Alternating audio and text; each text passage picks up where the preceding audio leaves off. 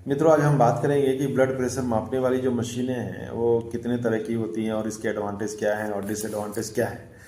तो देखिए, blood pressure मापने वाली जो मशीनें होती हैं इसको स्पिग्मोमैनोमीटर बोला जाता है और ये 3 तरह का होता है। मरकरी बेस्ड स्पिग्मोमैनोमीटर, एनिरॉयड बेस्ड स्पिग्मोमैनोमीटर और ऑटोमेटेड डिजिटल बीपी मशीन।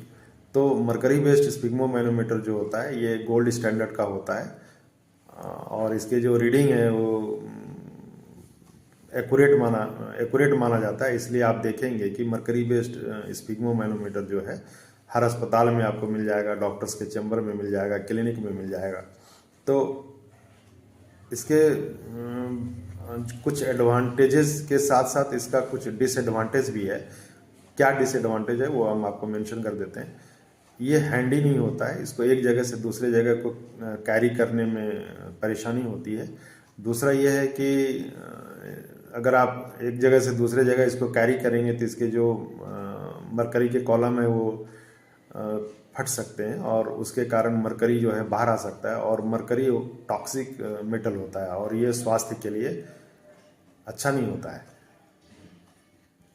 दूसरा इसका जो डिसएडवांटेज है वो ये है कि बीपी मापने के लिए इस मशीन से ट्रेंड स्टाफ की ज़रूरत पड़ेगी या डॉक्टर का ज़रूरत पड़ेगा, क्योंकि यहाँ पे स्टेथोस्कोप का इस्तेमाल करना पड़ता है।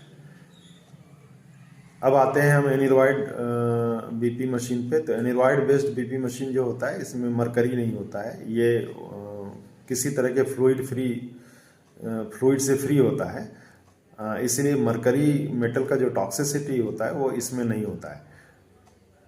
ये इसके जो एडवांटेज हैं वो मैं और बता दूँ, ये काफ़ी हैंडी होता है, उसको कैरी करना आसान होता है। इसका जो डिसएडवांटेज है वो ये है कि यहाँ भी आपको ट्रेंड स्टाफ की ज़रूरत पड़ेगी, क्योंकि बीपी मापने के लिए इस मशीन से स्टेथोस्कोप का ज़रूरत पड़ता है। तीसरा जो मशीन है वो ऑटोमेटेड डिजिटल बीपी मशीन है। ये बहुत ही हैंडी होता है, इसको आप घर में, ऑफिस में इस मशीन से कहीं भी बीपी अपना मेजर कर सकते हैं। स्क्रीनिंग पर्पस के लिए बहुत ही लाभदायक होता है। यहाँ पे किसी तरह के ट्रेंड स्टाफ की ज़रूरत नहीं है, ये आप खुद इस्तेमाल कर सकते हैं और अपना ब्लड प्रेशर खुद माप सकते हैं।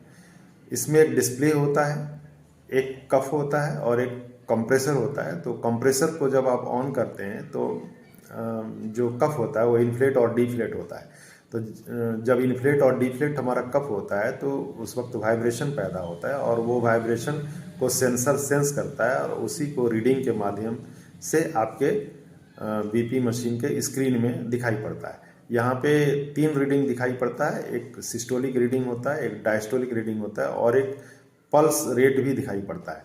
तो जो ऑटोमेटेड डिजिटल बीपी मशीन है इसमें एक एक्स्ट्रा रीडिंग होती है जिसको पल्स रेट बोलते हैं, वो पल्स रेट भी इसमें दिखाई पड़ता है।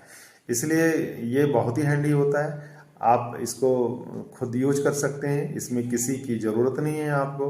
तो स्क्रीनिंग पर्पस के लिए ये परफेक्ट होता है। अब कई लोगों को ये रहता है कि इसके जो रीडिंग है क्या वो सही है। अगर मेरा एक प्रीवियस वीडियो आपने पहले देखा होगा जिसमें कि मैंने बताया कि ब्लड प्रेशर नापने का सही तरीका क्या है, अगर उस तरीके से BP machine, digital BP machine का आप इस्तेमाल करें और उस तरीके से ब्लड प्रेशर का मेजरमेंट करें तो इसका भी रीडिंग सही होता है।